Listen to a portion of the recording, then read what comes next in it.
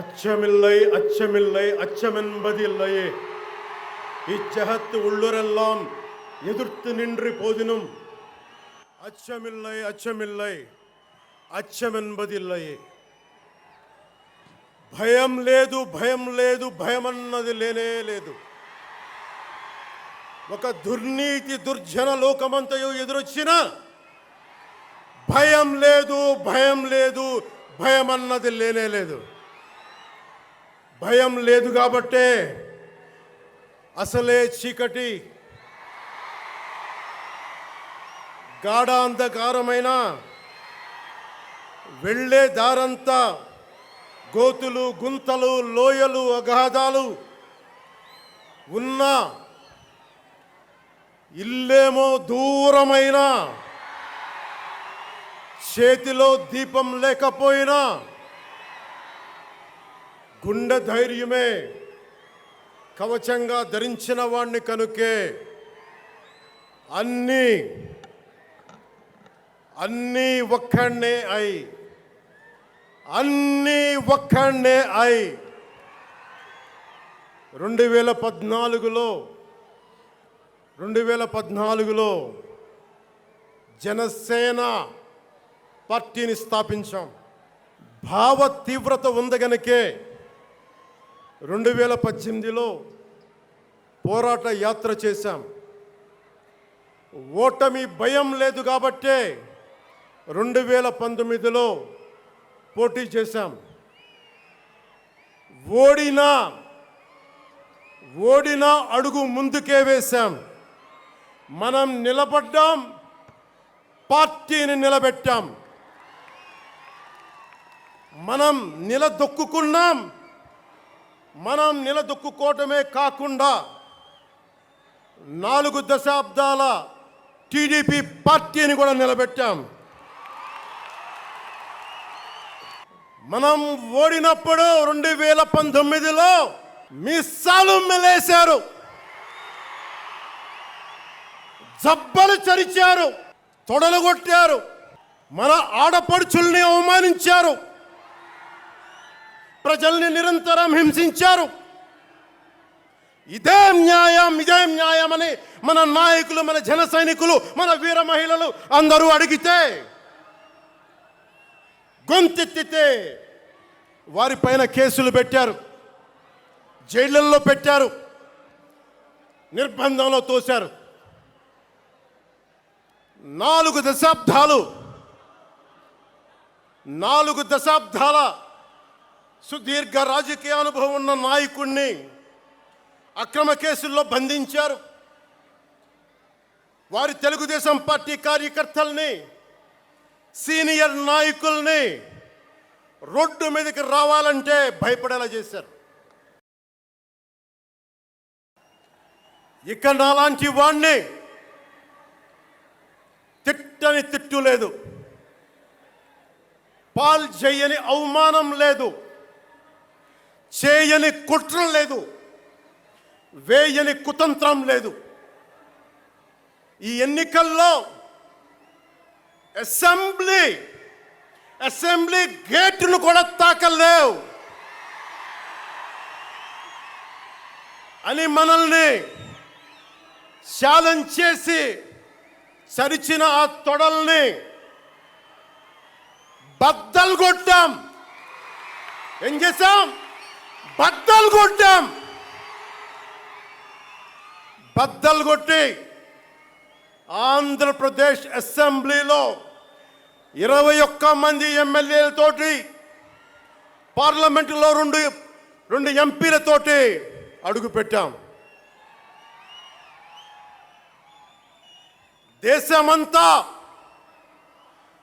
దేశమంతా తల తిప్పి తిరిగి చూసేలా 100% స్ట్రైక్ రేట్తో ఘన విజయం సాధించాం. ఎన్డీఏ కూటమి ప్రభుత్వాన్ని నిలబెట్టాం. ఈరోజు జయకేతనం ఎగరేస్తున్నాం.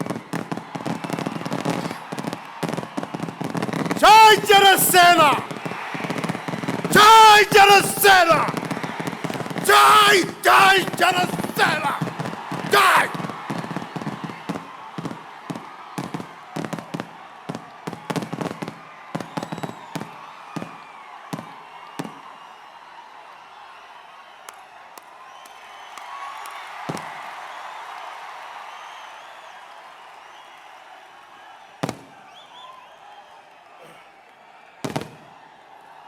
భరత భూమి నేర్పినదో, ప్రజాకోటి నేర్పినదో నిజమేమిటో కానీ ఒట్టి చేతిలో శత్రువుపై దుమికే శక్తి ఉంది అని చెప్పిన దాశరథి కృష్ణమాచార్య మాట బలం తెలంగాణకే కాదు, నెల్లూరులో చదువుకున్న నాకు కూడా. అందుకేనేమో అలా మన జనసేన జన్మస్థలం తెలంగాణ అయ్యింది, కర్మస్థలం ఆంధ్ర అయ్యింది. రుద్ర వీణ వాయిస్తా, అగ్ని ధారలు కురిపిస్తా, తిరుగుబాటు జెండా పట్టిస్తా, దుష్ట పాలన నుండి విముక్తి కలిగిస్తా అన్న కృష్ణమాచార్య మాటలు మాకే కాదు, మబ్బుల్లో పరిగెత్తే పిడుగులు, వేట కోసం బయటకొచ్చిన కొదమ సింహాలు వారికి కూడా ఊతమిచ్చినాయి. ఊతమివ్వబట్టే 24 ఎన్నికల్లో దాష్టీక ప్రభుత్వాన్ని దించి కూటమి ప్రభుత్వాన్ని, ఎన్డీఏ కూటమి ప్రభుత్వాన్ని గెలిపించారు. అందుకని మీ అందరికీ గుండెల్లోతుల్లో నుంచి ధన్యవాదాలు. మూగవోయిన కోటి తమ్ముల గళాల పాట పలికించి కదిలి జవమ్మ కూర్చి నా కళానికి బలమిచ్చి నడిపినట్టి నా తెలంగాణ కోటి రతనాల వీణ, నా తెలంగాణ కోటి రతనాల వీణ. అలాంటి కోటి దివిటీల క్రాంతి జ్యోతి తెలంగాణకు ఆ రోజున కరెంట్ షాక్ తగిలి చనిపోబోయిన నాకు కొండగట్టు ఆంజనేయుడి దయ, తెలంగాణ అన్నదమ్ముల దీవెన, నన్ను ప్రేమించే ప్రజలందరి దీవెన నాకు పునర్జన్మనిచ్చింది తెలంగాణ భూమి. అలాంటి తెలంగాణ నేల తల్లికి నా వందనాలు, హృదయపూర్వక వందనాలు. బండెన్క బండి గట్టి 16 బండ్లు గట్టి ఏ బండిలో పోతావు కొడక నైజాం సర్కార్ రోడా అని కాలిక గజ్జగట్టి చేత కర్రబట్టి కాలిక గజ్జ కట్టి ఆటనే పాటనే ఆయుధంగా మలిచిన వాడు, యువత గుండెల్లో పోరాట స్ఫూర్తిని నింపిన వాడు, నేను కనిపిస్తే ఎలా ఉన్నావురా తమ్మి అని ఆప్యాయంగా పలకించే మన మధ్య లేని నా అన్న, నా గద్దరన్న, నేల నుంచి వచ్చిన నా తెలంగాణ జన సైనికులకి, జనసేన నాయకులకి, వీర మహిళలకు నా హృదయపూర్వక శుభాకాంక్షలు. మా ఆడపడుచులు, మా వీర మహిళలు, మీ పోరాట స్ఫూర్తిని నేను మర్చిపోలేను. మీరు నా దృష్టిలో, ప్రజల దృష్టిలో, అందరి దృష్టిలో మీరు రాణి రుద్రమ్మలు, వీరనారి గున్నమ్మలు, మా జనసేన వీర మహిళలు. మా జనసేన ఆడపడుచులు అందరి క్షేమం కాంక్షించే సూర్యదేవుని లేలేత కిరణాలు. తేడా వస్తే కాల్చి కథం చేసే లేజర్ బీములు మా జనసేన వీర మహిళలు. అలాంటి మీకు, మా ఆడపడుచులకి, మా వీర మహిళలకి నేను మీకు రుణపడి ఉంటాను. సీనియర్ నాయకులు కొనతాల గారు చెప్పినట్టుగా ఈరోజు హోలీ పర్వదినం. రంగులు, ఉత్సాహం, మైత్రిని పంచే పండగ. చెడు పోయింది, మంచి వచ్చిందని చెప్పి రంగులు జల్లుకునే పండగ. మన జయకేతనం ఎగరవేసిన రోజున హోలీ కూడా రావటం యాదృచ్ఛికం కాదు, భగవంతుడి నిర్ణయం. అందుకని దేశ ప్రజలందరికీ నా హోలీ శుభాకాంక్షలు తెలియజేస్తా ఉన్నాను. ये भगवान का आशीर्वाद है कि जनसेना का यह खास दिन होली के पावन त्योहार के साथ आया है. मेरे लिए होली रंगों का त्योहार है, एकता का त्योहार है, दोस्ती का उत्सव है, खुशी और उल्लास का पर्व है. इस शुभ अवसर पर मैं इस मंच से, पिठापुरम से आप सभी को होली की हार्दिक शुभकामनाएं देता हूं. తమిళనాడు నుంచి నాకు ఎంతో ప్రేమనిచ్చారు. మన స్పీచ్లు చూస్తారంట నాకు తెలియదు. మన తమిళనాడు పర్యటనకి వెళ్తే అందరూ నాకు ఎంతో ప్రేమనిచ్చారు. షణ్ముఖ యాత్రకి వెళితే నేను తమిళనాడులో చాలా కీలకమైన దశలో ఉన్నవాడిని, పెరిగినవాడిని. సుబ్రహ్మణ్య భారతీయారిని స్ఫూర్తిని నింపుకున్నవాడిని. అలాంటి తమిళనాడు ప్రజలందరికీ నా మనస్ఫూర్తిగా మీకు నా నమస్కారాలు. రమణ మహర్షి ఉళ్ళిట్ట ఎన్నట్లు సిద్ధర్గల్ వాళింద సిద్ధపేట్ల సిద్ధర్ భూమి ఉలహ పుదుమరియం తిరుక్కురళవై உலகுக்கு தந்த ஞான பூமி அச்சமில்லை அச்சமில்லை என முழுங்கிய மகாகவி பாரதியார் வீரபூமி உலகத்தை ரட்சிக்கும் கந்தசஷ்டி கவசம் எனும் அருண்கோடை தந்த ஆன்மீக பூமியாம் தமிழகத்தை சேர்ந்த என் அன்பு உள்ளங்களுக்கு எனது அன்பு நிறைந்த வணக்கங்கள். మన మహారాష్ట్రకి వెళితే నాకు మహారాష్ట్రలో అభిమానులు ఉంటారు. అది కూడా రాజకీయ పరంగా ఉంటారు, సినిమాల పరంగా కాకుండా అని నాకు తెలియలే. ఎంతో ప్రేమనిచ్చారు. గౌరవ మహారాష్ట్ర ముఖ్యమంత్రి దేవేంద్ర ఫడ్నవీస్ గారు నన్ను రమ్మని 19 నుంచి అడుగుతూ ఉన్నారు. అప్పుడు కుదరలా, 19లో కుదరలేదు, 14లో కుదరలేదు. మొన్న హర్యానాలో మీరు రావాలి ఖచ్చితంగా అని చెప్పి ప్రత్యేకించి నన్ను పిలిపించారు.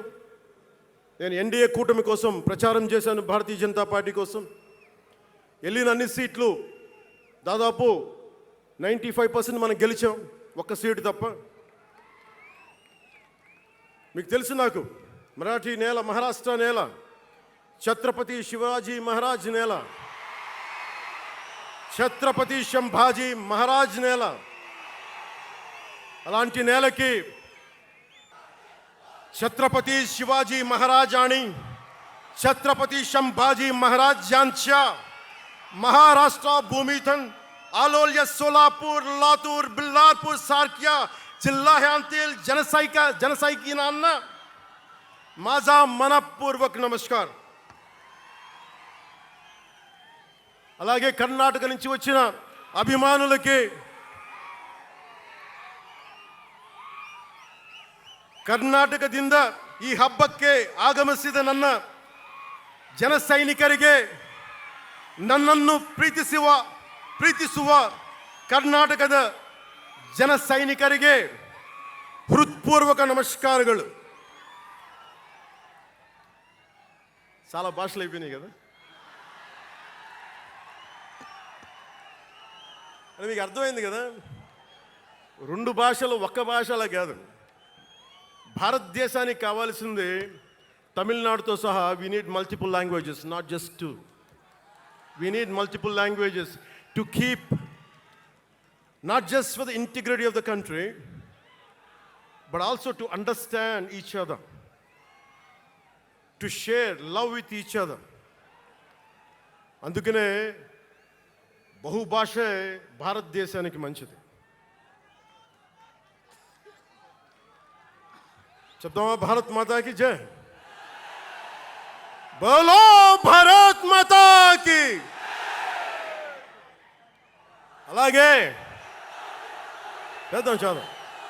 వస్తుంది చాలమ్మా. సినిమాలు ఆపండి చాలు. ఓజీ చాలు ఓజీ చాలు. అంటే మీ అందరికీ నేను సినిమాలు ఎందుకు వద్దని చెప్తానంటే, సినిమాలు తక్కువ చేయడం నా ఉద్దేశం కాదు. మీరు ఓజీ సినిమాకి వెళ్ళి జనసేన జిందాబాద్ అని ఎలా అనకూడదు, ఇక్కడికి వచ్చి సినిమా ఎందుకు అనకూడదంటే, ప్రాణాలు తెగించినారు ఇక్కడ వాళ్ళందరూ, ఇక్కడ జన సైనికులు. ఎందుకు సినిమా మాట్లాడకూడదు అంటే, 450 మంది పైచీలకు జన సైనికులు సినిమాలను కాదు సిద్ధాంతాలు నమ్మి చనిపోయారు. వారి గౌరవం కోసం వద్దాం. అవి కూడా వినండి. మీరు వింటలేదని అర్థం. నా పేరు అరుస్తున్నారంటే మీరు నా మాట వింటలేదని. నా మాట వింటే 151 ఉన్న సీట్లు పార్టీ పోయింది. అందుకే నా మాట వినాలి. కూర్చోండి. ముందుగా నేను 11 సంవత్సరాల క్రితం పార్టీ పెట్టినప్పుడు, ఈరోజు మీకు డేటాలు చెప్పను, ఎన్డీఏ ప్రభుత్వం గురించి వీటిని చెప్పలేను. నేను మీతోటి 11 సంవత్సరాలు పార్టీని ఎలా నడిపాం, ఏ బేసిస్తో నడిపాం, నా కష్టాలేంటి, నేను పడ్డ ఇబ్బందులేంటి, కొన్ని పంచుకుంటాను. అన్నీ పంచుకుంటే సంవత్సరం కావాలి. నేను ఓటమిలు ఎలా ఉంటాను, గెలుపులు ఎలా ఉంటాను. మీరు నా గుండెల్లో పెట్టుకున్న వాళ్ళు, మీరందరూ నా గుండెల్లో పెట్టుకున్నాను. మీకు మించిన కుటుంబం నాకు లేదు. అలాంటి నేను 2014లో ఒక్కడనే కూర్చొని జ్వలిస్తూ మదించిపోతూ, మన ఆలోచనతో మధిస్తూ, ఎలా చెప్పాలి, పెద్ద రాజకీయాల మీద నా చాలామందితో కసరత్తులు చేసిన వాడిని కాదు. 2009లో అప్పుడు రాజకీయ ప్రస్థానం తప్ప. 2003లో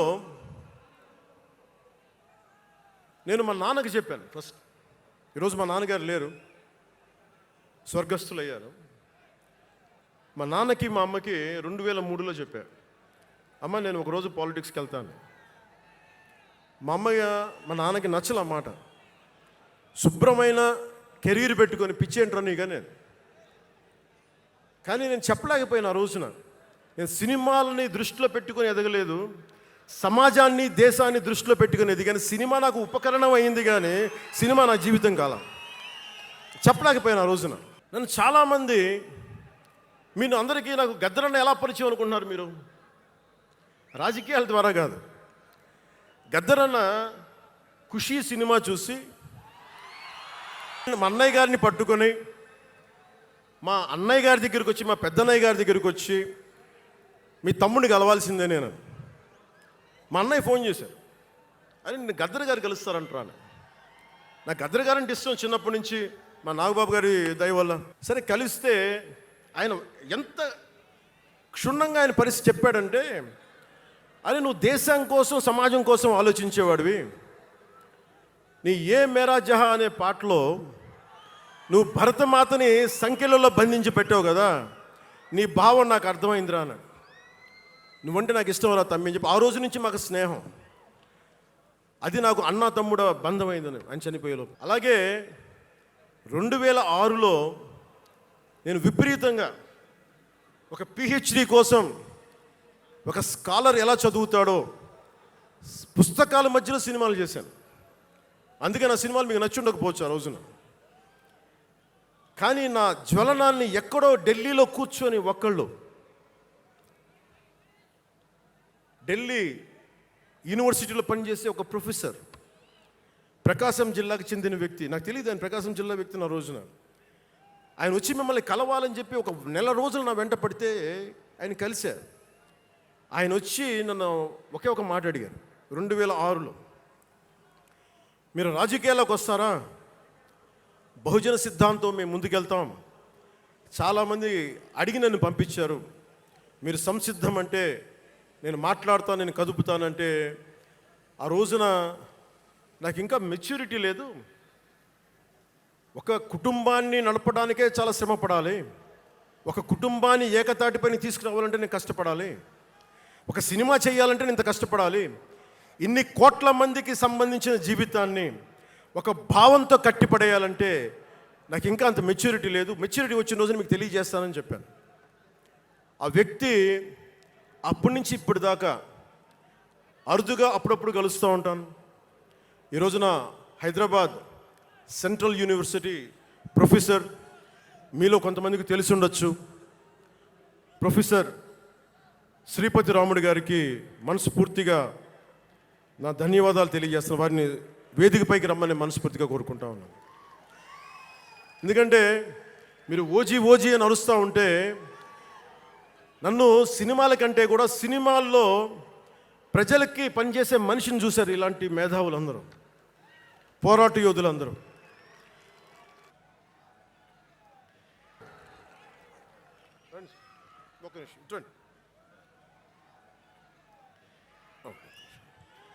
ప్రొఫెసర్ గారు మన జనసేన పార్టీ కాదు, ఆయన ప్రొఫెసరే. బహుజన సిద్ధాంతాల కోసం, అంబేద్కర్ ఆశయాల కోసం, అణగారిన వర్గాల కోసం నిలబడ్డ వ్యక్తి. ఆయన చాలామంది విద్యార్థుల్ని పిహెచ్డీలకి సిద్ధం చేసే వ్యక్తి. మన దగ్గరున్న బేతపూడి విజయ్ కుమార్ గారు కూడా ఆయన శిష్యుడే. ఇలాంటి శిష్యులు ఎంతమంది తయారు చేసి ఆయన జనసేన ఎప్పుడు నాకు అండగా ఉంటారు. ఓడిపోయినా నిలబడ్డా ఎప్పుడైనా సరే నమ్మకం ఏంటంటే మీరు ఉండాలి, మీరు రాణించాలని నిరంతరం తప్పించే శ్రీపతి రాముడు గారికి నేను ఇవ్వగలిగేది ఒకటే, నా గుండెల నుంచి ప్రేమ ఇవ్వగలను.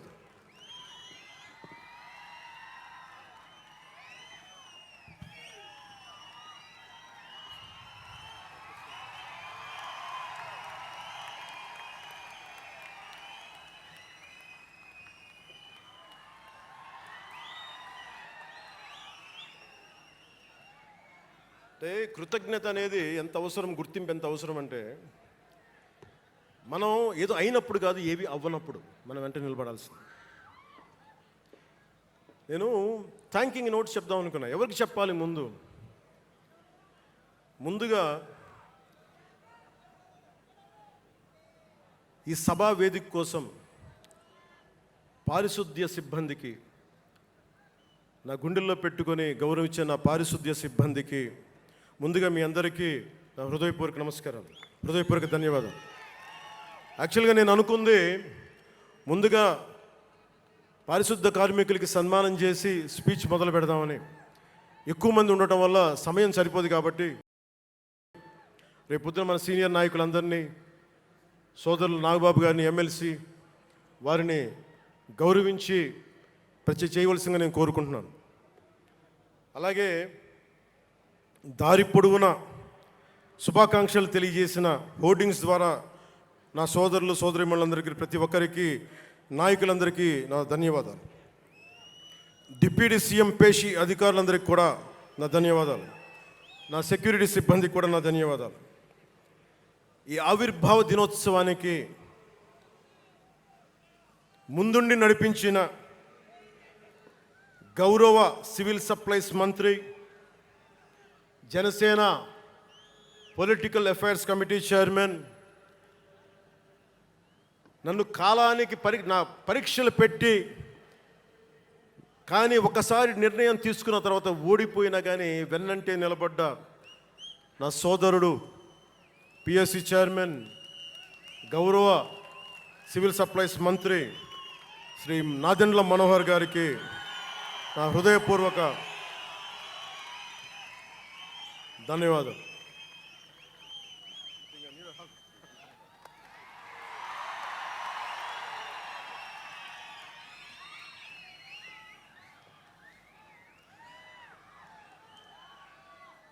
అలాగే 2009 నుండి 10 నుండి ఆయన పాలిటిక్స్లో లేకపోయినా నేనంటే ఇష్టం తోటి ఎప్పుడు నా వెన్నంటే ఉండే హరిప్రసాద్ గారికి ఏం ఆశించాలా, జీతాలు తీసుకోవాలా, జీతభత్యాలు లేవు, ఉన్నంతలోనే నన్ను అన్నిటికీ పాపాల భైరవుడు ఆయన. పవన్ కళ్యాణ్ ఆ నిర్ణయం తీసుకోలేదంటే ఈయనే ఉంటాడు కారణం అంట. పవన్ కళ్యాణ్ తేలిక మాట నేస్తాడు అందరమాట. పవన్ కళ్యాణ్ కొంచెం ఆలోచన ఉంటుంది కదా, ఎవరికి ఇవ్వాలి ఎందుకు ఇవ్వకూడదని. కానీ ప్రతిదానికి నేను తీసుకున్న నిర్ణయాలకి ఆయన భరించాడు. అలాంటి అన్నిటినీ భరించి నా వెన్నంటే ఉన్న హరిప్రసాద్ గారికి మనస్ఫూర్తిగా నా ధన్యవాదాలు.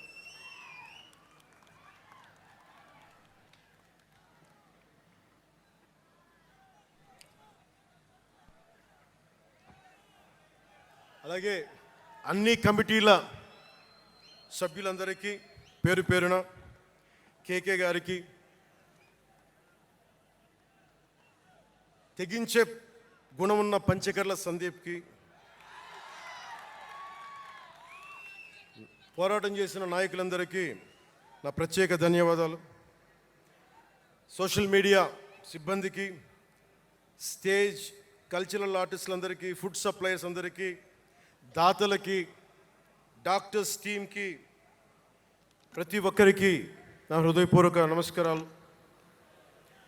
ఇందాక ఆ పైన హెలికాప్టర్లో వస్తుంటే చాలామంది ఫోటోగ్రాఫ్స్ కనిపించినాయి. ముఖ్యంగా తెలుగు సినిమా హీరోలు, సూపర్ స్టార్స్ ఫొటోస్. ప్రభాస్ గారిది, మహేష్ బాబు గారిది, జూనియర్ ఎన్టీఆర్ గారిది, అల్లు అర్జున్ గారిది, సాయి ధరమ్ తేజ్ గారి, నందమూరి అభిమానులు,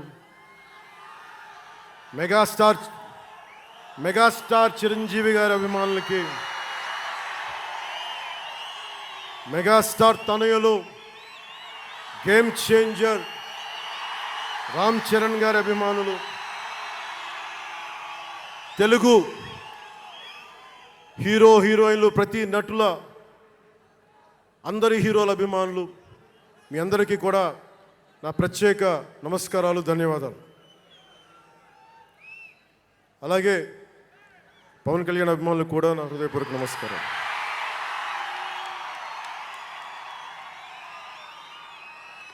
మద్దతు ఇచ్చిన జనసేనతో పాటు ఎన్డీఏ కూటమి పక్షాలైన తెలుగుదేశం, బీజేపీ నాయకులకు, కార్యకర్తలకు నా ప్రత్యేక ధన్యవాదాలు.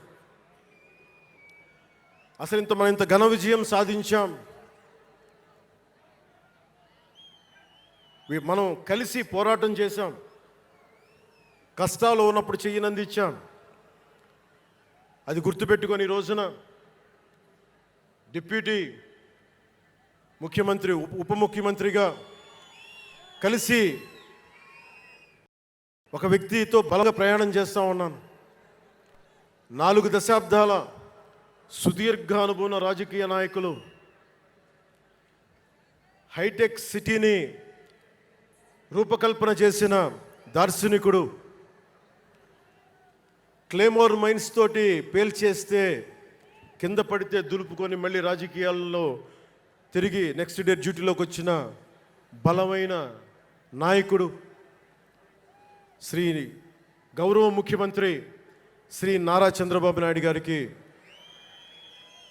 వారి తనయులు శ్రీ నారా లోకేష్ గారికి నా హృదయపూర్వక ధన్యవాదాలు, నమస్కారాలు.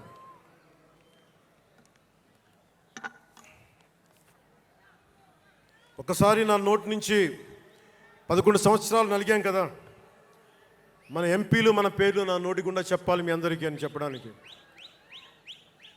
నాదెండ్ల మనోహర్ గారికి, కందుల దుర్గేష్ గారికి, ఎంపీలు తంగెళ్ళ ఉదయ్ శ్రీనివాస్ గారికి, వల్లభనేని బాలశౌరి గారికి, కొణిదెల నాగబాబు గారికి, హరిప్రసాద్ గారికి, నిమ్మక జయకృష్ణ గారికి, లోకం మాధవ్ గారికి, కొనతాల రామకృష్ణ గారికి, పంచకర్ల రమేష్ బాబు గారికి, సుందరపు విజయ్ కుమార్ గారికి, చనిపోయిన వంశీకృష్ణ యాదవ్ గారికి, పంతం నానాజీ గారికి, బత్తుల బలరామకృష్ణ గారికి, శ్రీ దేవీవర ప్రసాద్ గారికి, గిడ్డి సత్యనారాయణ గారికి, పులపర్తి ఆంజనేయులు గారికి, బొమ్మిడి నాయకర్ గారికి, బోలిశెట్టి శ్రీనివాస్ గారికి, పొత్సమాత ధర్మరాజు గారికి, చిర్రి బాలరాజు గారికి, మండలి బుద్ధప్రసాద్ గారికి, ఆర్ శ్రీధర్ గారికి, ఆరణి శ్రీనివాసులు గారికి, 2000 పవన్ కళ్యాణ్ మర్చిపోయా, నేను మర్చిపోయినా మీరు మర్చిపోయిన ఎవరు కదా.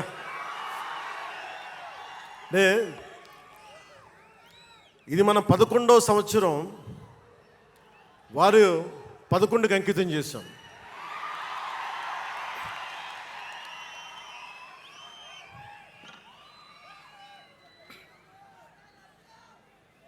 Love you two. అలాగే ఈ సభకి పోలీస్ వ్యవస్థ మీకు తెలుసు, మనం ఎంత నలిగిపోయామో. గత 5 ఏళ్లలో మనం ఎంత నలిగిపోయామో మీకు తెలుసు. ఎన్ని ఇబ్బందులు పాలు చేశారో తెలుసు. ఆ రోజు నుంచి కూడా ఈ రోజుకి వరకు నాకు పోలీస్ శాఖ అంటే చాలా గౌరవం. ఎందుకంటే పోలీస్ శాఖకి స్వయం నిర్ణయాలు చేసే హక్కు ఉండదు, డ్యూటీయే ఉంటుంది. బ్రిటిష్ వాళ్ళు పరిపాలించినప్పుడు పోలీస్ కూడా బ్రిటిష్ అధీనంలో పనిచేశారు తప్ప వాళ్ళకి ఇవ్వబడ్డ డ్యూటీ చేశారు.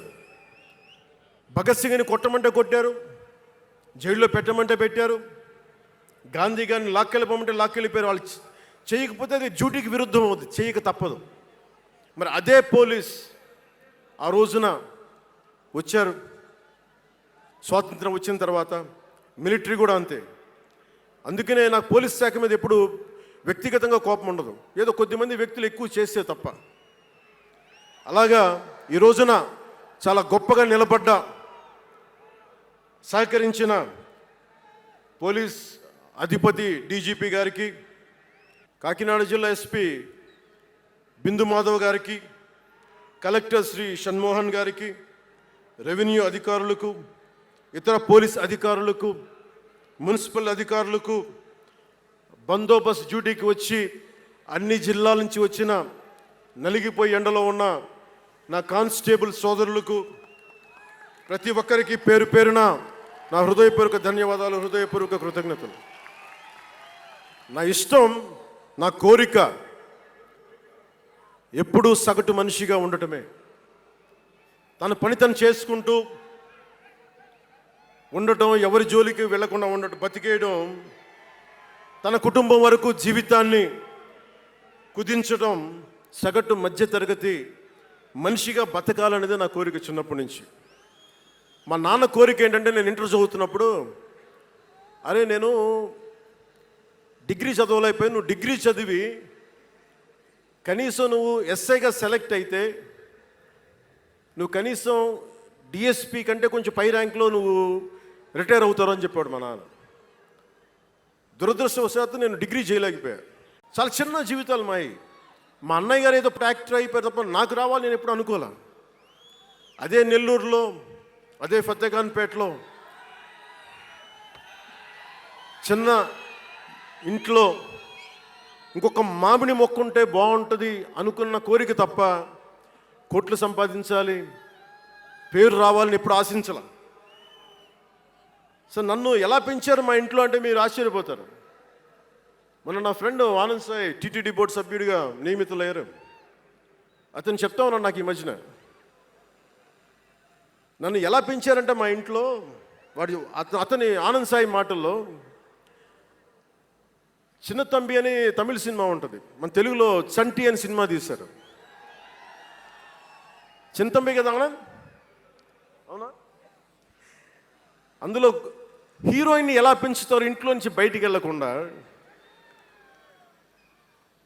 చంటిలో హీరోయిన్ మీనాని ఎలా పెంచారు ఇంట్లో నుంచి బయటికి వెళ్ళకుండా, మా ఇంట్లో నన్ను అలా పెంచారు. వీడి బయటికి వెళ్తే ఏమైపోతాడో, సున్నితమైన వ్యక్తి, వీడికి ఆస్తమా ఉంది, వీడికి ఇలాంటి పరిస్థితుల్లో నన్ను ఇంట్లో నుంచి కదలనివ్వకుండా, ఎక్కడికి వెళ్ళనివ్వకుండా, ఎక్కడికన్నా బయటికి వెళ్తే పంపించారు. ఒకరోజు చెన్నైలో నేను అన్నానగర్లో కంప్యూటర్ ప్రోగ్రామింగ్ కోర్స్ చేసేవాడిని 1 సంవత్సరం పాటు. ఆ ప్రోగ్రామ్ ఫైనల్ చేసే పరిస్థితుల్లో టైం 10:30 అయింది, 10:30 రాత్రి. ఇంటికి వెళ్ళడం గంట లేట్ అయింది. అంటే మనం సాయంత్రం 6 గంటలకల్లా వెళ్ళిపోవాలి. ఆ రోజు 10:30కి వెళ్తే చెప్పా పెట్టకుండా, అంటే మన కొంచెం లేట్ అయింది ఎగ్జామ్స్ వల్ల.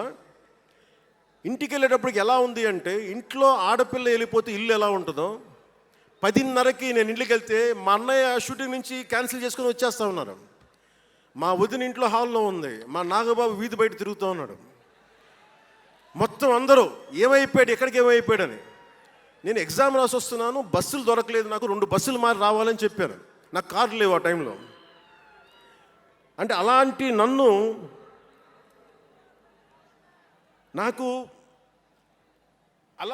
పెంచారు నన్ను. ఇది మా నాగబాబు గారు ఇక్కడే ఉన్నారు, అడగండి, ఆ రోజు గుర్తుండి ఉంటుంది ఆయనకి. అలాంటి నన్ను పాలిటిక్స్ చేస్తానని కానీ, సినిమాల్లోకి వస్తానని కానీ ఎవరు ఊహించలే. ఎందుకంటే నేనే ఊహించలే. పోనీ 18 ఏళ్ల వయసులోనో 20 ఏళ్ల వయసులోనో 10:30కి లేటుగా వచ్చామంటే ఒక అర్థం ఉంటుంది. అక్కడమ్మాయి ఇక్కడ అబ్బాయి, గోకులంలో సీత, సుస్వాగతం, తొలి ప్రేమ చేస్తున్న సమయంలో, మేబీ తొలి ప్రేమ ముందు అటో ఇటో, సంగీత్ థియేటర్లో, హైదరాబాద్ సంగీత్ థియేటర్లో క్లింట్ ఈస్ట్వుడ్ నాకు ఇష్టమైన హీరో, అతను సినిమాకి వెళ్ళా. బ్రిడ్జెస్ ఆఫ్ మ్యాడిసన్ కౌంటీ అని ఒక ఇంగ్లీష్ నవల్ ఆధారంగా తీశారు. అది నాకు ఇస్తుంది ఆ నవల్. సో ఎలా తీశారని చెప్పి నేను షూటింగ్ రిలీజ్ కూడా అయిపోయినట్టుంది తొలి ప్రేమ. నేను నా ఫ్రెండ్ ఆనంద్ సాయిని, హరీష్ పాయిని, ఇంకో 2-3తోటి సెకండ్ షోకి వెళ్ళా. సెకండ్ షోకి వెళ్ళి ఇంటికి వస్తే కింద మా నాన్న, ఇంట్లో పైన రూమ్లో పడుకోవాల్సిన మా నాన్న కింద కుర్చీ వేసుకొని ఓ నీలకమల్ చైర్ వేసుకొని నా కోసం వెయిట్ చేస్తూ ఉన్నాడు. ఎక్కడికి రా వెళ్ళామని. షూటింగ్ అన్నాడు. షూటింగ్ అన్నాడు, సినిమాకి వెళ్ళానంటే ఆయన ఎట్లా తిట్టాడంటే నన్ను, నేను చాలా తప్పుడు పనులు చేసేస్తున్నట్టుగా, ఏదో బార్లో కూర్చొని తాగేసినట్టుగా. నేను అప్పటికి కొంచెం గుండె ధైర్యం తెచ్చుకొని చెప్పాను. అక్కడ మా నాన్న అంటే భయం, చిన్నప్పుడు చాలా కొట్టేవాడు మా నాన్న మమ్మల్ని.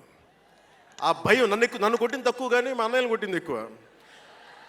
సో యముడికి మొగుళ్ళలో ప్రసాద్ బాబు ఉంటాడు. చిరంజీవి గారు పక్క వ్యక్తిని కొడితే ఇతను లైన్లోకి వచ్చేస్తాడు. అక్కడ నేను డిసిప్లిన్లోకి వచ్చాను. అట్లాగే వీళ్ళని కొడితే నేను డిసిప్లిన్లోకి వచ్చాను. నాకు ఆయన కొట్టక్కర్లేదు, నేను డిసిప్లిన్గా ఉంటాను. సో నాకు మా నాన్న చూడగానే భయం వేసింది. కొడతాడా గబుక్కున బాగుండదేమో అనుకునేవాడిని. నేను చెప్పాను, కొంచెం బలం తెచ్చుకొని 3 సినిమాలు హిట్లు వచ్చినాయి, 4వ సినిమా రిలీజ్ అయ్యి హిట్ అయింది తొలి ప్రేమ. నాన్న నేను హీరోనన్న సంగతి కూడా మర్చిపోకు, నువ్వు అర్థం చేసుకో అని చెప్పాను. ఇంకా ఎక్కువ తిట్టాడు. అంటే మా నాన్న తిట్లు ఎలా ఉన్నాయంటే చెప్పలేను. కానీ ఈ అర్ధరాత్రి అపరాత్రి తిరుగుళ్ళు ఏంట్రా, ఈ సెకండ్ షోలకి వెళ్ళడం ఏంటి, ఏదో హీరో అయ్యావు అయితే అన్ని హెల్ప్ చేసేస్తావా అని తల ఉంచుకొని పైకి వెళ్ళిపోయాడు. అంటే అలాంటి నేను ఇన్ని కోట్ల మందికి సంబంధించిన పాలిటిక్స్ చేయాలంటే భగవంతుడు రాసిన రాత కాకపోతే నేను కోరుకున్నదా కాదు అది. అలాంటి వాతావరణంలో పెరిగిన నేను ఈ సినిమాలు ఏంటో, ఈ పాలిటిక్స్ ఏంటో, పార్టీ పెట్టడం ఏంటో అని అనుకుంటే అంటే ఇందాక ఎందుకు బయటికి వెళ్ళానంటే ఇవన్నీ ఆలోచిస్తున్నా. ఇదంతా భగవంతుడు మాయ తప్ప నాది కాదు నాకు తెలుసు. అలాంటి జీవితానికి దారి ఏర్పరిచింది, ప్రజా సమస్యలపై నిలబడేలా చేసింది, పార్టీ పెట్టనిచ్చింది నాలోని భావ తీవ్రత. పార్టీ పెట్టనిచ్చింది భావ తీవ్రత. పుస్తక పఠనం, డబ్బులు సంపాదించాక ఖర్చు పెట్టనంటే ఎలా కుదరదో, వద్దనుకున్న ఏదోలా ఖర్చు అయిపోతాయి. అలాగా కొంత జ్ఞానం వచ్చాక, కొంత చదివాక, కొంత చెయ్యగలిగే సత్తా ఉన్నాక నేను ఊరికనే కూర్చుంటాను, నేను ఏమి చెయ్యనంటే జీవితం అలా ఉండనివ్వదు. అలాంటి నన్ను ఏదో సాటర్డే సండే షూటింగ్ ప్రాక్టీస్కి వెళ్ళి మెడ్రాస్ రైఫిల్ క్లబ్లో, మార్నింగ్ లయోలా కాలేజ్లో జాగింగ్ చేసుకొని, ఇంటికి వచ్చి పుస్తకాలు చదువుకొని, మా వదినకి ఏదైనా అవసరమైతే పనులు చేసి పెట్టి, ఇలాంటి నేను సగటు మనిషి, మధ్యతరగతి మనిషి, అంతకుమించి వేరే పట్ల. పనగల్ పార్క్ వెళ్ళి కూరగాయలు తీసుకురావడం, వంకాయ ఎంత, తక్కాలి ఎంత, అంటే మన ఉల్లిపాయలు వంకాయలు ఎంత అని ఇట్లాంటివి తీసుకొచ్చేవాడిని. నెల్లూరులో పెద్ద బజారు వచ్చి, మన పెద్ద బజారు చిన్న బజారుకి వెళ్ళి ఇంటికి కావాల్సిన సామాన్లు తీసుకొచ్చేవాడిని. నాకు అంతకుమించి జీవితాన్ని కోరుకోలేదు నేను. అలాంటిది నేను యాక్టర్ అయ్యాను, ఈ రోజున పొలిటికల్ లీడర్ అయ్యాను, దేశమంతా గుర్తించే అయ్యానంటే ఇది ఏది కూడా నేను కోరుకుంది కాదు, నాకు ఇవ్వబడింది. అందుకే నేను కర్మే చేస్తాను, నేను ఫలితం ఆశించను. ఇవన్నీ ఎందుకు చెప్తున్నానంటే సగటు మనిషి చాలా భయాల మధ్య, చాలా బాధ్యతల మధ్య జీవితాన్ని కొనసాగించాలి. ఒక మాట అంటే ఎక్కువ, ఒక మాట అంటే తక్కువ, చాలా సన్నని గీతల మధ్య బతకాలి. ఒకలాగా చెప్పాలంటే అరిటాకు లాంటి జీవితం. అరిటాకు ఉంది కదా అని జీవితం వడ్డించిన విస్తరు అవ్వదు. చిన్నపాటి ముళ్ళు తగిలినా మొత్తానికి చిరుగుపోతుంది. అలాంటి కోట్లాది సగటు మనుషుల ప్రభావితం చేసే సినిమా కానీ, కోట్లాది మందిని ప్రభావితం చేసే రాజకీయాలు కానీ నాకు చాలా బాధ్యతనిచ్చాయి. సినిమాలో ఎంత చెప్తే మంచిది, ఎంత చెప్తే మంచిది కాదని ఆలోచించి చేసేవాడిని. ఒక దేశభక్తి పాట పెడితే మంచిదా, ఒక క్లబ్ డాన్స్ పెడితే మంచిదా, ఈ రెండు ఆలోచించి దేశభక్తికి వెళ్ళాను నేను. అందుకే ఏం మేరా జేహానే పెట్టాను తప్ప ఓ మై డార్లింగ్ అని పెట్టలా. అంటే ఎందుకు నేను ఆలోచిస్తానంటే, మనిషి మనెవరం శాశ్వతం కాదు. మాట అది మంచి అయినా చెడైనా, అందుకే ఆలోచించే మాట్లాడతాను ఎప్పుడు. ఈ అన్న మాట ఒక తరం 2-3 తరాలు ఉండిపోతే పర్యవసానం ఏంటి, ఎనీ పబ్లిక్ పాలసీ, ఇవన్నీ ఆలోచించి నేను జనసేన కోసం ప్రతిపాదించిన 7 సిద్ధాంతాలు చాలా మదించి, శోధించి, తర్కించి మీ ముందు పెట్టింది. సంవత్సరం కాదు, 2 సంవత్సరాలు కాదు, నేను టీనేజర్గా ఉన్నప్పటి నుంచి నాకు నెల్లూరు డైకస్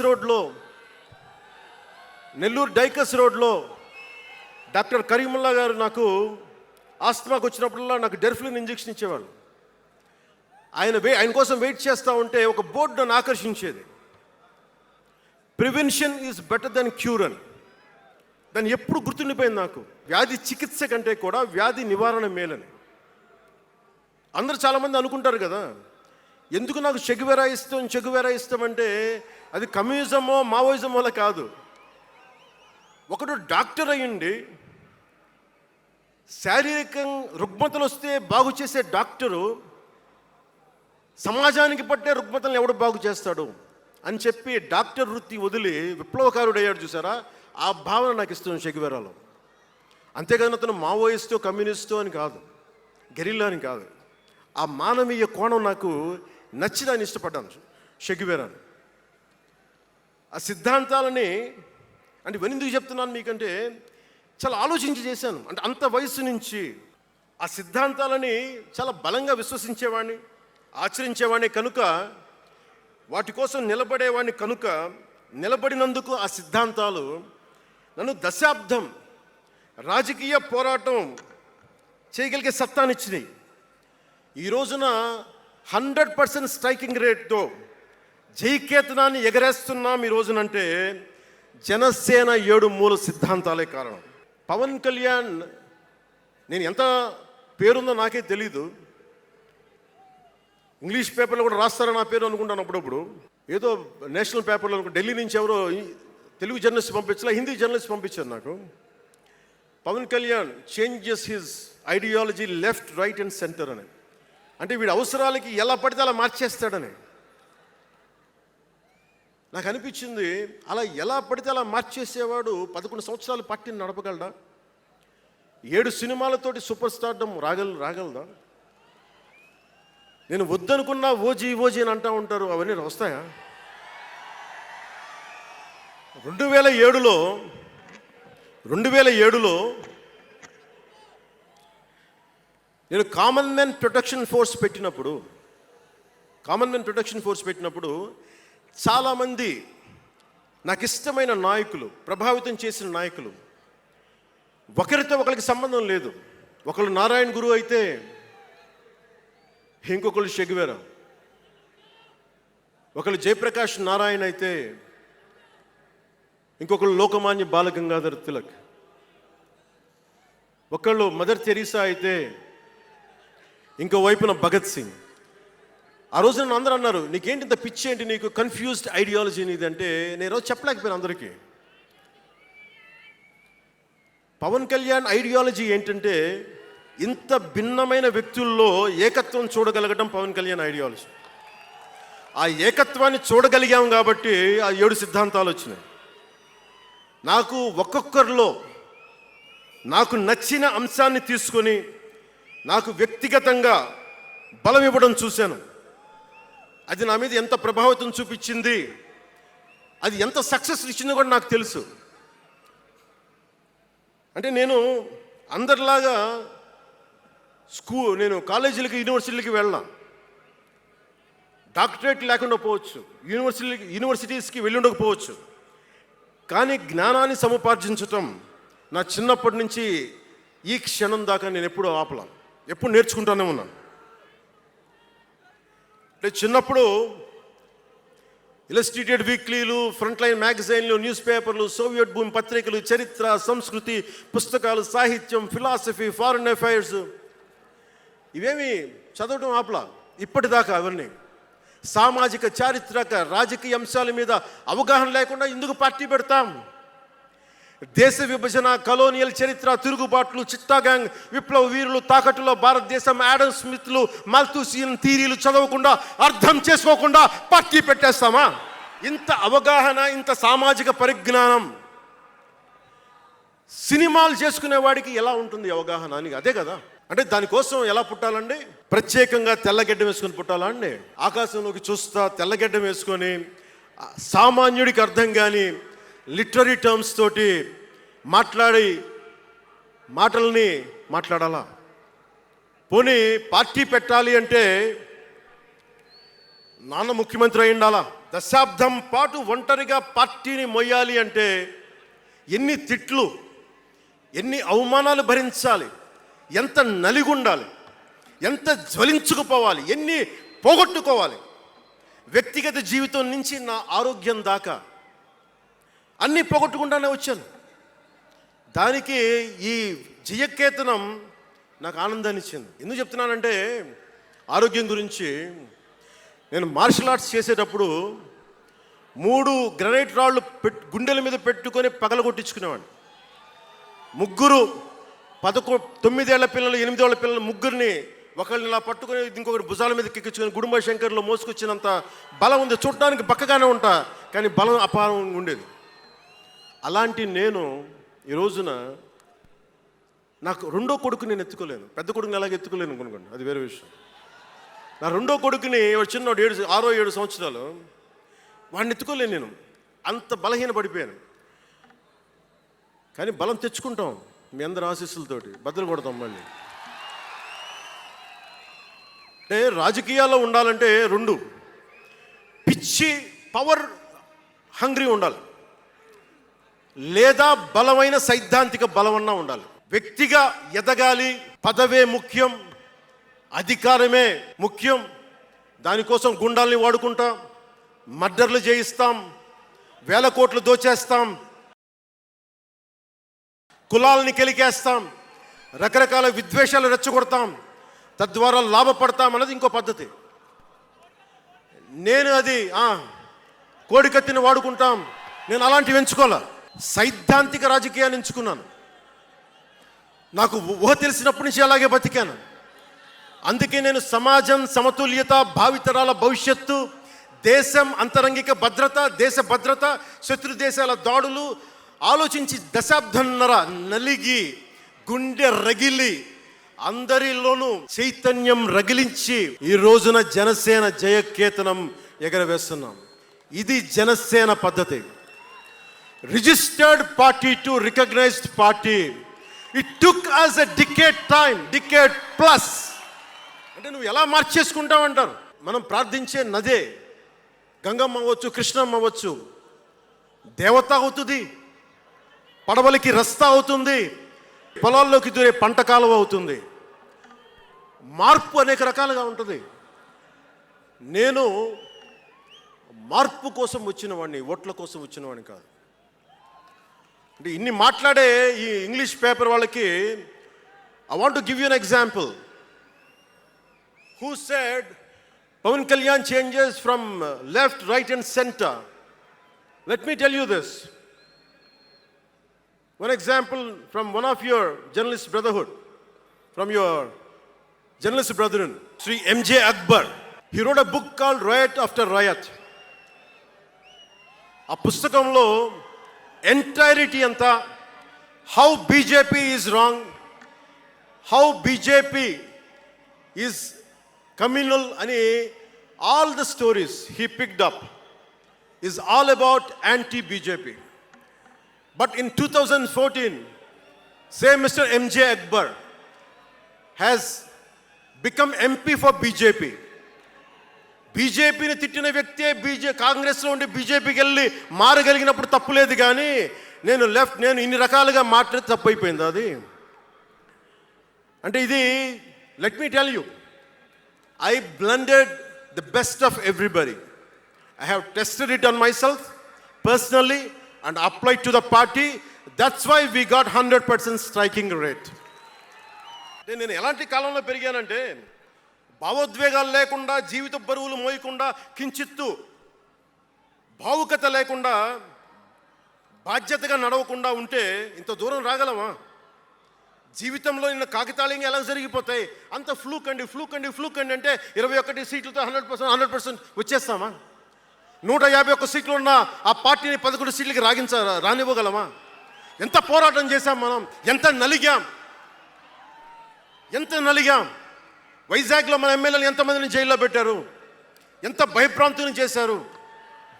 బయటికి వస్తే ఆ రోజు నన్ను అందరూ అడిగారు, మీరు వెంటనే ప్రధానమంత్రి గారికి చెప్పండి, ఫోన్ చేయండి, మీకు తెలుసు కదా అంటే, నేను ఒకటే అన్నా, ప్రజల్ని కాపాడటానికి వచ్చాను నేను, నన్ను కాపాడమని ఎవరిని నేను అడగను, ప్రధానమంత్రి గారైనా సరే. ఇది నా నేల, నా పోరాటం ఇది. నా మీద చెయ్యి వెయ్యమని చెప్పండి, చెప్తాను నేనేంటో అని చెప్పాను. అంటే నేను ఎవరో వస్తారని నేను ఎప్పుడు చేయను, నేను ఎంత నిలబడగలను అదే నా మెజర్ అంతే. నేను ఎలాంటి జీవితం నుంచి వచ్చానంటే, నాకు చుట్టుపక్కల పేరెంట్స్ కమ్యూనిస్టులు, పిల్లలేమో క్యాపిటలిస్టులు.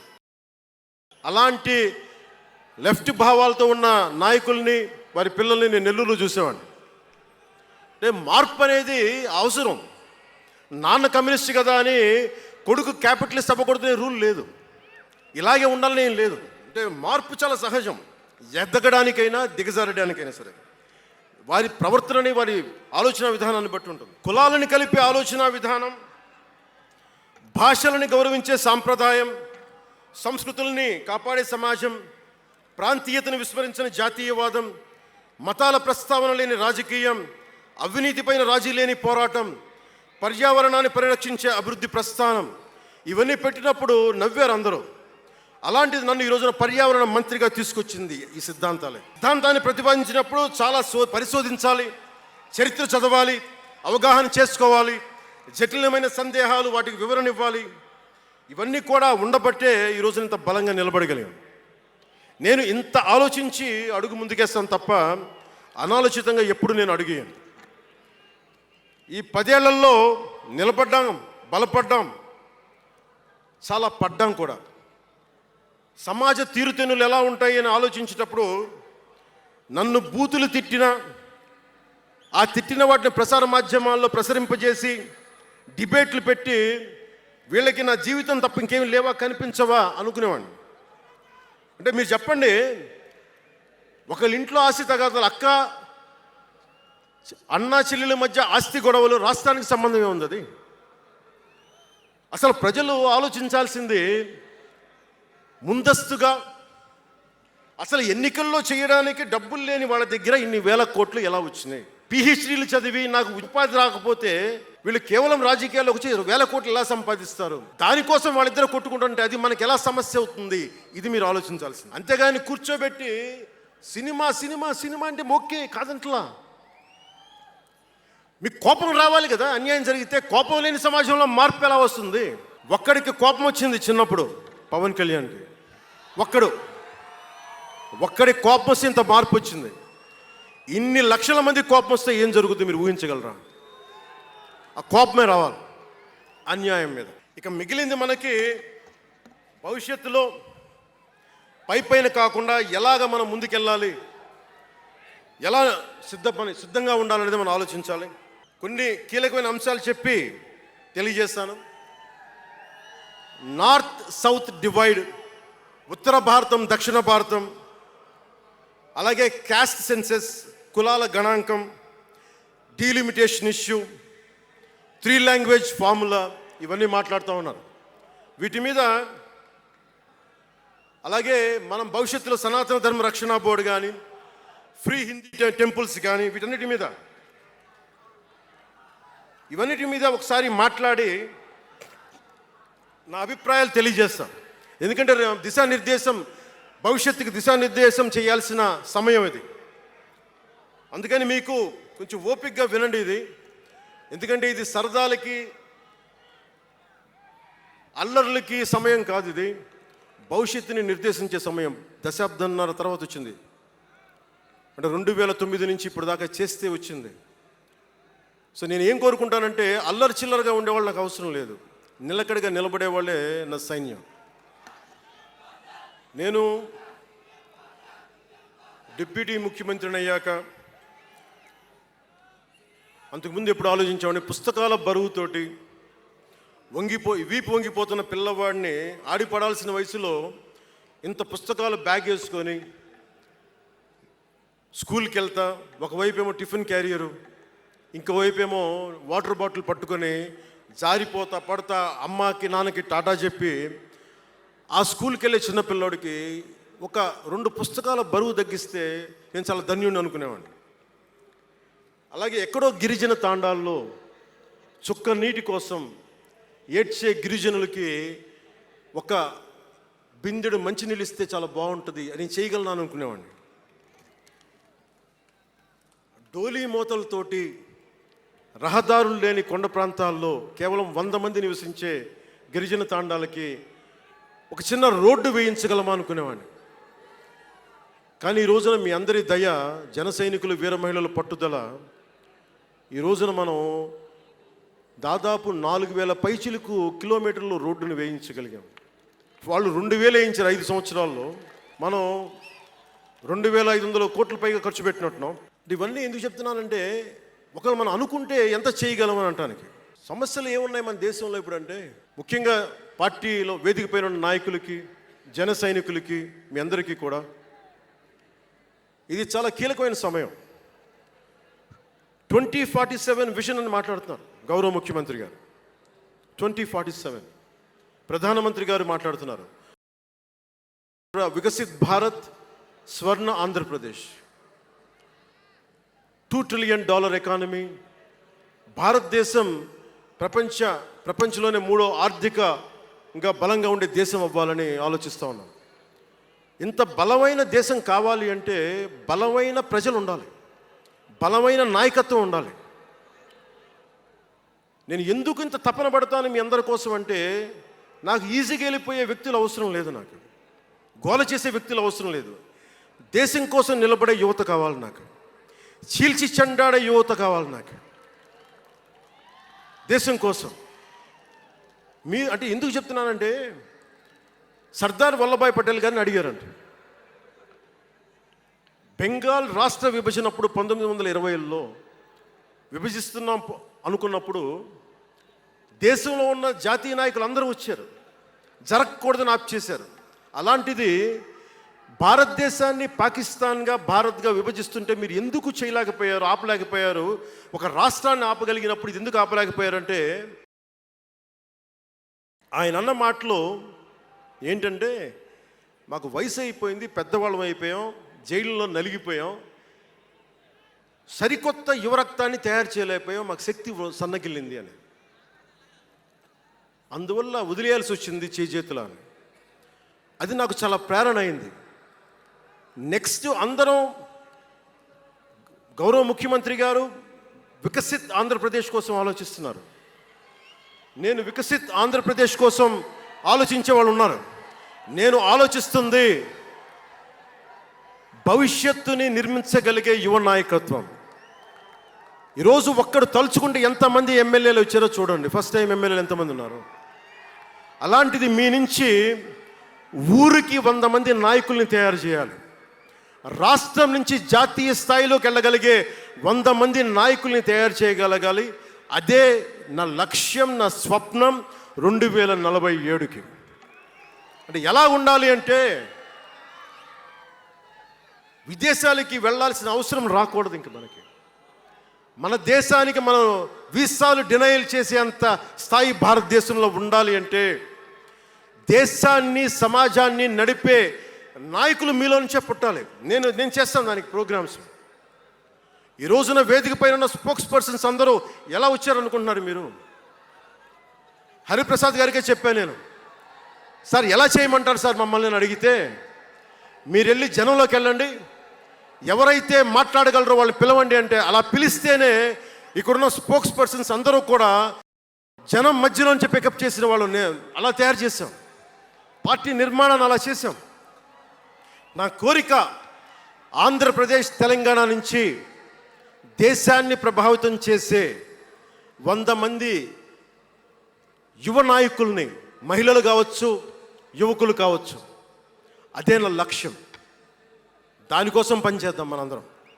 ఎందుకంటే సరైన నాయకులు లేకపోతే చిల్లర వేషాలు వేసేవాళ్ళు, పనికి మాలిన వేషాలు వేసేవాళ్ళు చూసాం కదా గత ప్రభుత్వంలో ఎలా ప్రవర్తించారు. వాళ్ళు వచ్చారు అంటే బలహీనత మనది, తప్పు మనది. ఎవడు వచ్చినా వదిలేస్తున్నాం మనం. అందుకని మీరందరూ దానికి సంసిద్ధం అవ్వండి. ఇంకొక మాట వాళ్ళు మాట్లాడింది ఇందాక ఆ ఇంగ్లీష్ పత్రికలో, ఒకటి చె గువేరా గురించి మాట్లాడారు, దానికి సమాధానం చెప్పాను.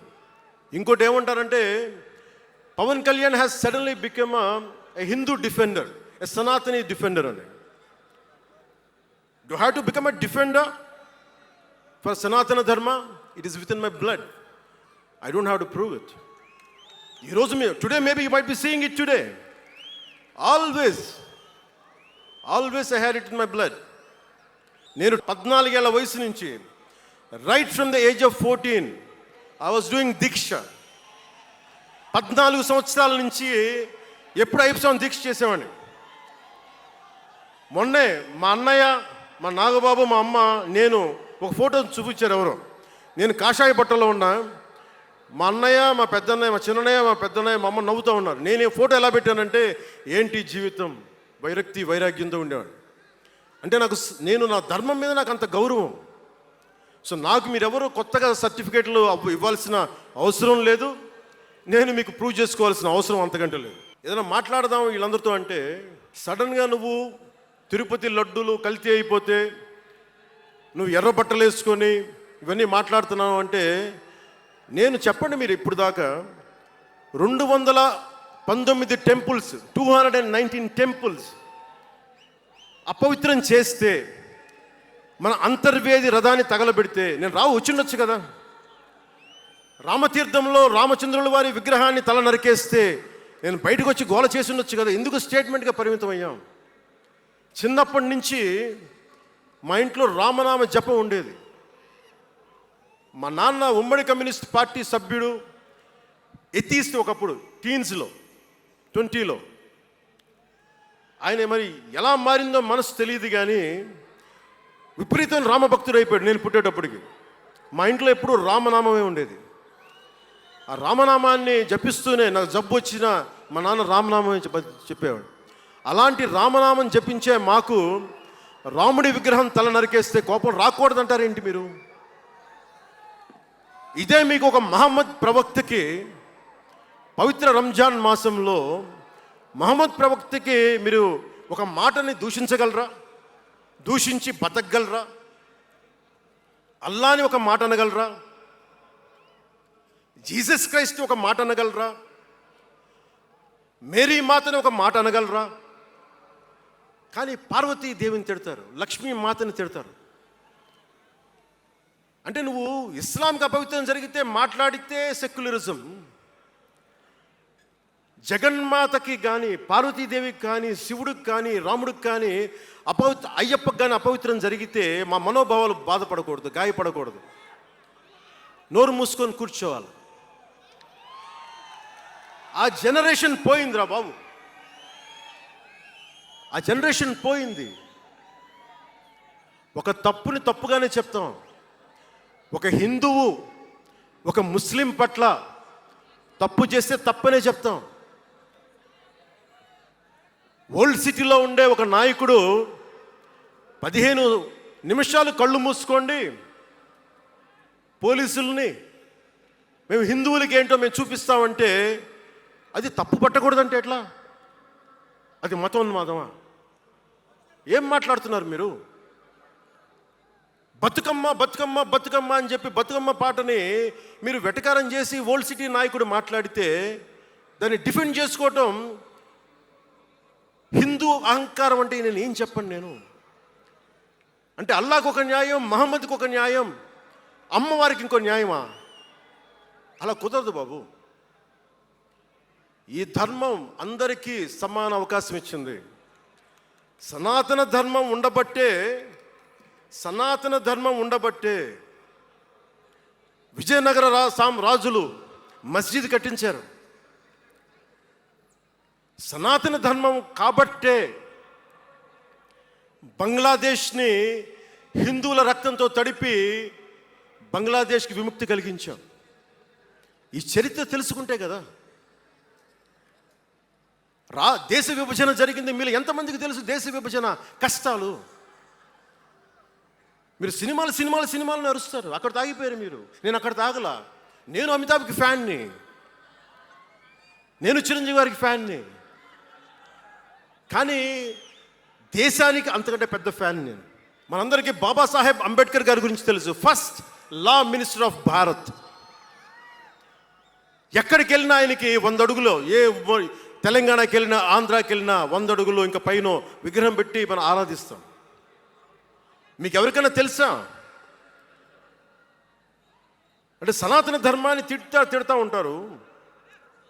మీకు ఎవరికైనా తెలుసా? పాకిస్తాన్ ఫస్ట్ లా మినిస్టర్ దళిత కమ్యూనిటీకి చెందిన జోగేంద్రనాథ్ మండల్. ఆయన పేరు ఎప్పుడైనా విన్నారా? ఎంతమంది వినుంటారు? ఆయన ఏ పరిస్థితిలో చచ్చిపోయారో తెలుసా? ఆయన నేను భారతదేశాన్ని నమ్మను, పాకిస్తాన్ని నమ్ముతాను అంటే అంబేద్కర్ గారితో సహా చాలామంది వద్దని చెప్పినా కానీ ఆయన పాకిస్తాన్కి వెళ్ళిపోయి దాన్ని బంగ్లాదేశ్లో చాలా హిందూ జిల్లాలు కలిపేసి ఆయన దళిత కులాల నుంచి వచ్చిన వ్యక్తి. అందరూ ఆయన మాటలు నమ్మి ఆయన సమాజం హిందువులందరూ ఉండిపోతే దేశ విభజన తర్వాత జరిగిన గొడవల్లో దాదాపు ఆయన కుటుంబంలో బంధువులందరినీ ఊచకోతకోసి చంపేశారు. పాకిస్తాన్ లా మినిస్టర్గా వెళ్ళిన వ్యక్తి భారతదేశానికి తిరిగి కాందీసుకుడుగా వచ్చి చనిపోయారు ఆయన. అంటే ఏం చెప్తున్నది ఇది? 10-12% ఉండే హిందువులు పాకిస్తాన్లో, 10-12% ఉండే హిందువులు ఉండే పాకిస్తాన్లో, బలూచిస్తాన్లో అంతమంది ఉండే హిందువులు ఈ రోజున 1%-2% పడిపోయారు. బంగ్లాదేశ్ గొడవల నుంచి హిందువులు పారిపోతున్నారు. మన దేశంలో అలా జరిగిందా? ఎంత మర్యాద ఇస్తాం ఇస్లాంకి? నా దగ్గర ఉండే వ్యక్తులను అడగండి, ఇస్లాం పాటించే నా దగ్గర ఉండే నా సన్నిహితులను అడగండి. ఇది పవన్ కళ్యాణ్ గొప్పతనం కాదు, సనాతన ధర్మం నాకు నేర్పింది ఇది. నువ్వు రాముణ్ణి ఆరాధించు, అల్లాని గౌరవించు, అల్లాని ద్వేషించమని మాకు సనాతన ధర్మం చెప్పలా. ఇది చెప్పాలి, అర్థం చేసుకోవాలి ఇది. నేను ఒకసారి వైజాగ్లో 19లో ఒక సీనియర్ నాయకులను అడిగాను. నేనేమడిగానంటే secularism, what is the true meaning of secularism అని. మీరు ఒక హిందువు తప్పు చేస్తే ఖండించండి, ఒక ముస్లిం పట్ల ద్రోహం చేస్తే ఖండించండి, శిక్షించండి. అలాగే ఒక ముస్లిం ఒక హిందువుల్ని ద్వేషించినా దాడి చేసినా శిక్షించండి. ఇద్దరికి శిక్ష ఒకటే. అలా కాకుండా వీళ్ళనంటే ఓట్లు పోతాయి, వీళ్ళనంటే ఓట్లు పోవని ఓట్లు రాజకీయం చేస్తేనే కదా ఈ రోజున ఇంత హైందవం భగవాన్ ఎందుకు ఉంది అంటే దీనివల్లే. Because of pseudo secularists. ఈ రోజున ఇది జరుగుతుందంటే because of you pseudo secularists, because of you. మీరే కనుక secularism, if you would applied in the true spirit, there would have no need for the changes what are there today. Old సిటీలో, పాత బస్తీ హైదరాబాద్లో మీరు 15 నిమిషాలు మీరు కళ్ళు మూసుకోండి, పోలీసుల్ని మేము హిందువులకి ఏంటో చూపిస్తామంటే నువ్వు ఎవరిని ఉద్దేశించి మాట్లాడుతున్నావు? హిందూ అంటే దాంట్లో పవన్ కళ్యాణ్ కూడా ఉన్నాడు. పొద్దున్న లేస్తే నేను హనీఫు, అబ్దుల్, మొత్తం రహీం వాళ్ళతోనే ఉంటాను నేను. కానీ నేను వాళ్ళతో ఉన్నాను కదా అని చెప్పి నాకు బాధ రాదని మీరు అనుకోకండి, తప్పది.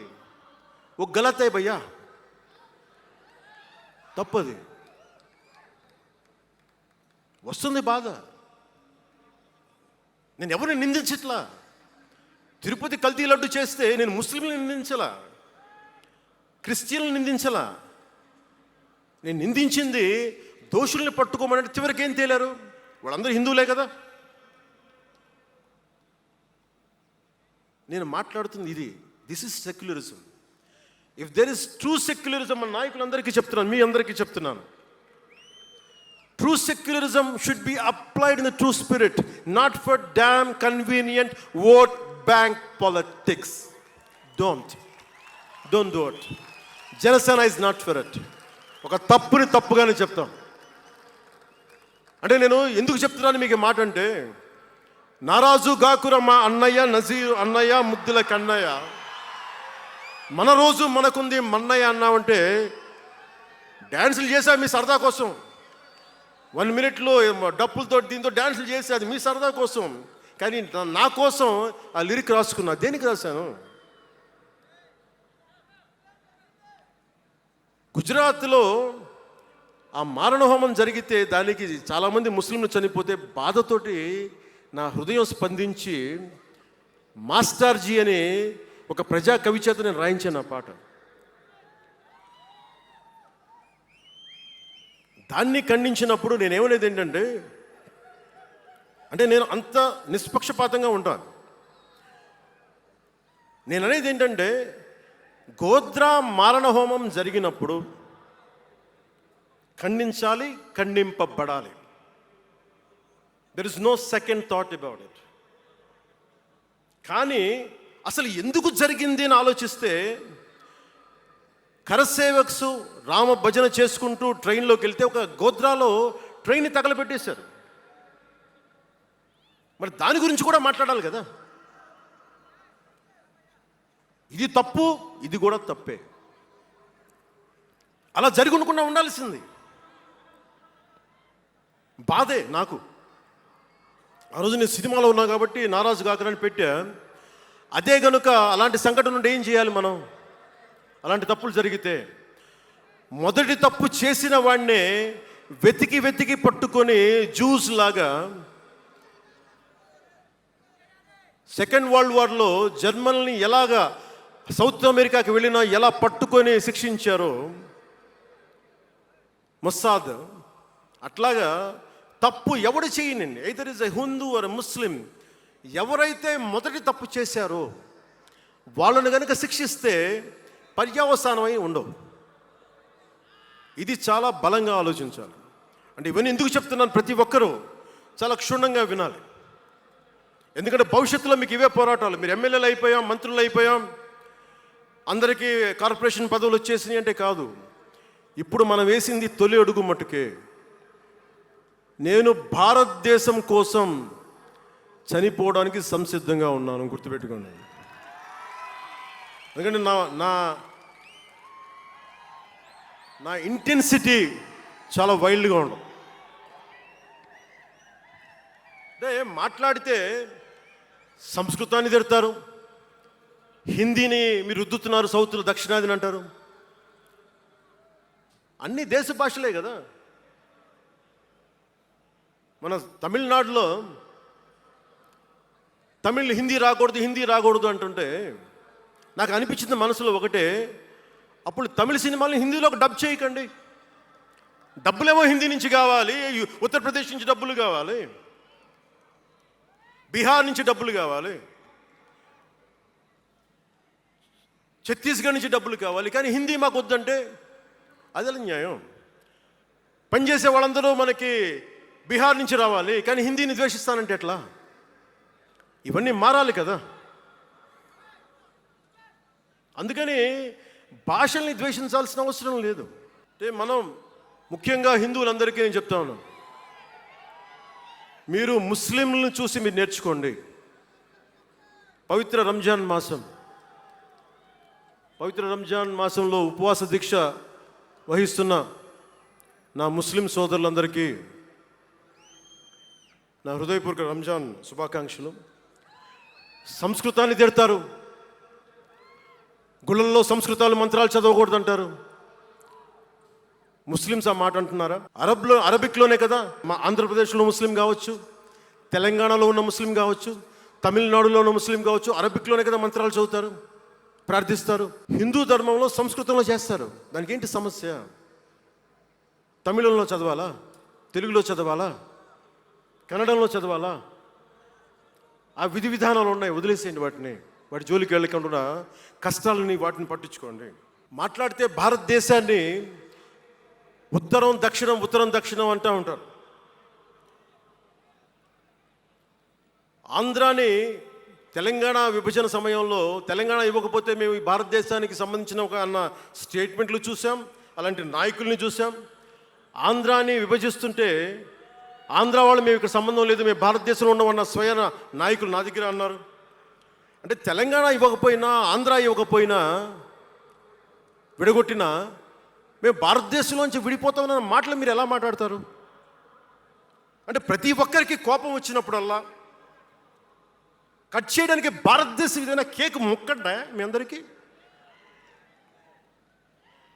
కట్ చేయడానికి, భారతదేశ సమగ్రతని విధ్వంసం చేయడానికి ఒక్కడు ఉంటే నాలాంటి వాళ్ళు 10 కోట్ల మంది బయటకు వస్తారు. తస్మాత్ జాగ్రత్త. నార్త్ సౌత్ డిబేట్కి నా సమాధానం ఒకటే. ఉత్తరాదిన ఉన్నది హిమాలయాల్లో ఉంది పరమశివుని కైలాసం. దక్షిణాదిన ఆయన కుమారుడు కుమారస్వామి మురుగన్ నివాసం. ఈ దేశాన్ని విడగొట్టే ధైర్యం, సాహసం ఎవ్వడికి ఉందని నేను అనుకోను. ఆ భయం నాకు లేదు. వారు ఎంచుకున్న ప్రదేశం ఈ భారతదేశం. అలాంటి దేశాన్ని విడగొట్టాలి అనుకుంటే ఒకసారి ఆలోచించి మాట్లాడండి. భాష వేరు, భావం వేరు. మీరు బయటవారు, మేము లోపల వారం. మీరు ఉత్తరాది వాళ్ళు తెల్లగా ఉంటారు, మేము దక్షిణాది వాళ్ళు నల్లగా ఉంటామంటే మా ఇంట్లోనే ఒకళ్ళు, మా అన్నయ్య 6 అడుగులు 2 అంగుళాలు 3 అంగుళాలు, నేనేమో 5 అడుగులు 9-10 అంగుళాలు నేను. మా బంధువుల్లో అన్ని రకాల వాళ్ళు ఉంటాం. కొంతమంది నల్లగా ఉంటాం, కొంతమంది తెల్లగా ఉంటాం. ఏం చెప్తాం దీనికి? అర్థం లేని మాటలేంటి ఇవన్నీ? ఇలాంటి మాటలతోటి దేశాన్ని విచ్ఛిన్నం చేయకండి. రాజకీయ వైరుధ్యాలు వేరు, ఆ వైరుధ్యాలు ఉండడం సహజం. వైరుధ్యాలు ఉన్నాయి అని నెపం మీద దేశాన్ని ముక్కలు చేయకండి. దక్షిణాదినున్న సెంగోల్, ఉత్తరాదినున్న ఢిల్లీ పార్లమెంట్లో ఉంది. ఒకవేళ వైరుధ్యం వస్తే వేర్పాటువాదం విడిపోమని కాదు, అది కాదు, కలిసి పరిష్కారం వెతకమని. డీలిమిటేషన్ ఉంది ఈ రోజున. డీలిమిటేషన్ జరిగితే పార్లమెంట్ సీట్లు దక్షిణాదికి తగ్గిపోతాయి అంటే అసలు తగ్గుతాయా లేదని డిస్కషన్ పెట్టండి. దానికి నేను రూపీ సింబల్ మార్చేస్తాను, నా భాషలో పెడతానంటే అప్పుడు మేము తెలుగులో కూడా పెట్టాలి. దానికి కన్నడ వాళ్ళు కన్నడంలో పెట్టాలి, గుజరాతీ వాళ్ళు గుజరాతీలో పెట్టాలి, మహారాష్ట్ర వాళ్ళు మహారాష్ట్రలో పెట్టాలి. దేనికైనా ఒక వివేకం, ఆలోచన ఉండద్దా?